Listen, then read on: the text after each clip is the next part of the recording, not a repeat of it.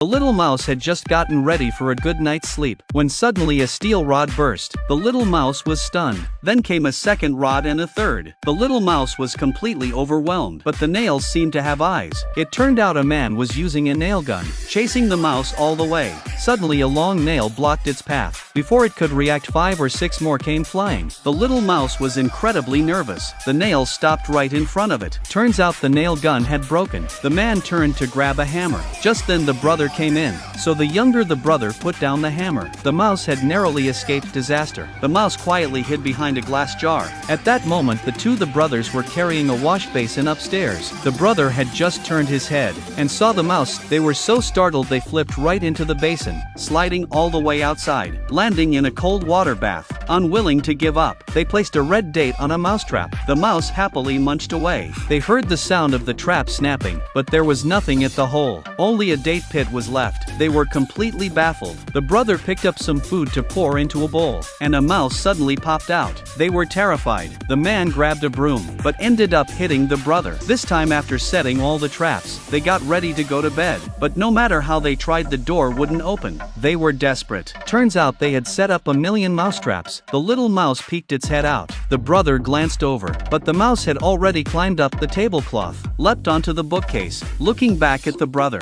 the mouse made a light jump. An apple bounced twice, hit a trap. All the traps went off at once, and the man let out a scream. They ended up rolling onto the traps. Meanwhile, the little mouse calmly collected food. The brother was enraged. He grabbed the vacuum cleaner and gave chase. Sensing danger, the mouse quickly hid. With a whoosh, the brother turned on the vacuum. It looked like the end for the mouse. They were sure they'd get it this time. Completely oblivious to the hose behind them hissing with water, the vacuum bag began to bulge. The mouse waited to watch the show. The brother finally sensed something was wrong. Boom, everything blew up. Once again the two had failed.